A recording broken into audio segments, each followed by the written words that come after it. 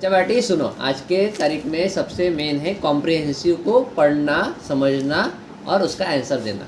अभी इंग्लिश का पेपर है, इंग्लिश का पेपर क्या मजाक रहता क्या? नहीं, इंग्लिश का पेपर बहुत अच्छे से पढ़ना पड़ता, उसको समझना पड़ता और उसके क्वेश्चन आंसर देना पड़ता। उसमें क्वेश्चन आता है कॉम्प्रिहेंसिव पैसेज। क्या आता है? Comprehensive passage. ये पैसेज तुमको 5th स्टैंडर्ड से 3rd स्टैंडर्ड से तो 10th स्टैंडर्ड तक 12th स्टैंडर्ड तक रहता है। तो सबसे पहले इसकी क्या नीड है? इसको समझना, इसको अच्छे से पढ़ना और फिर इसके बारे में अच्छे से इसके क्वेश्चन जो पूछे गए उसके आंसर देना।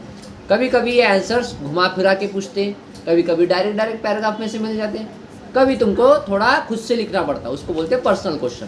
तो अभी 10th स्टैंडर्ड का हो या 9th स्टैंडर्ड का हो या कौन से भी स्टैंडर्ड का हो, सबसे मेन है कि आपको किस तरह से पेपर को अच्छे से लिखना है, क्वेश्चन जो पूछा गया है उसका आंसर कैसे देना है। अगर फॉर एग्जाम्पल जनरली वाला लेंगे, there was a fox, she was very hungry, she was wandering in the forest here and there in search of food, she saw a crow sitting in the tree, the crow had a piece of bread in his beak, the fox decided to take the piece of bread from the crow, she approached the tree and asked the crow, you are a gorgeous fellow, your voice is very melodious, please sing a song from me. The crow was very happy when he heard his praise. Out of joy he opened his beak to sing a song. As soon as he opened the beak, the piece of bread fell on the ground. The fox picked it up and ran away. अब ये paragraph किस पे से पता चलता है कि ये किसके बारे में? एक फॉक्स के बारे में और क्रो के बारे में। क्रो के पास क्या था? एक रोटी का टुकड़ा था या ब्रेड का टुकड़ा था। तो उसमें समझना सबसे जरूरी क्या है? समझना कि ब्रेड का टुकड़ा था। अब ये किसको दिखा? लोमड़ी को। लोमड़ी कैसी रहती? लालची रहती, बराबर ना। तो उसने लालच और लालची के चक्कर में उसके पास गई और चालाकी से उसके पास से क्या लिया? ब्रेड का टुकड़ा। कैसे? क्या कि गई उसके पास लोमड़ी और क्या बोला? तू तो बहुत अच्छा दिखता, तेरे आवाज़ तो बहुत अच्छी है, तेरे में बहुत अच्छे क्वालिटीज़ है, एक बार मेरे को तेरा गाना सुना ना। तो कौवा भी महाराज अपना क्या करता? मस्त जोश में आके गाना बोलने लगता। जैसे ही मुँह खोलता उसके मुँह में का ब्रेड का टुकड़ा नीचे गिर जाता और मजा किसकी हो जाती? लोमड़ी। अब इसके ऊपर क्या आएंगे? क्वेश्चन। तो कैसे आएगा? Why was the fox wandering in the forest? Fox क्यों वंडर कर रहा था? क्योंकि वहाँ पे उसको क्या चाहिए था? खाना। क्या चाहिए था? खाना। She was wandering in the forest here and there in search of food. काय के लिए? फूड के लिए। काय के लिए? फूड के लिए। तो पहले का आंसर क्या आएगा?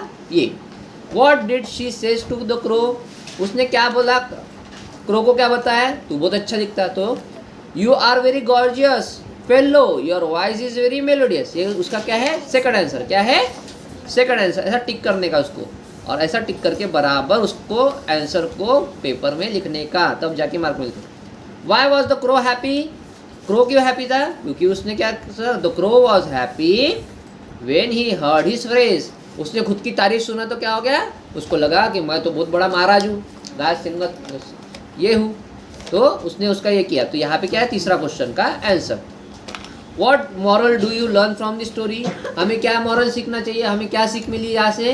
कि हमने कभी भी जो लोग हमारी तारीफ करते हैं या हमको ऐसा हरभरे के झाड़ पे चढ़ाते हैं उनका सुनना चाहिए नहीं। हमें क्या करना चाहिए? अपने काम से काम रखना चाहिए। और कोई अपनी तारीफ करे या गाली दे या ताली दे, गाली दे या ताली दे, हमें अपने काम से काम रखना चाहिए। इस तरह से अगर आपने पैराग्राफ को अच्छे से पढ़े, लिखे, समझे, साइंस का रहो, हिस्ट्री का रहो, कोई भी क्वेश्चन का आंसर किस तरह से लिखते हैं अगर आपने देखे तो आपको क्या मिलेंगे? मार्क्स। नहीं तो आपको क्या मिलेगा? मुर्गी का अंडा। समझ गया? यस और नो? Very good. चलो।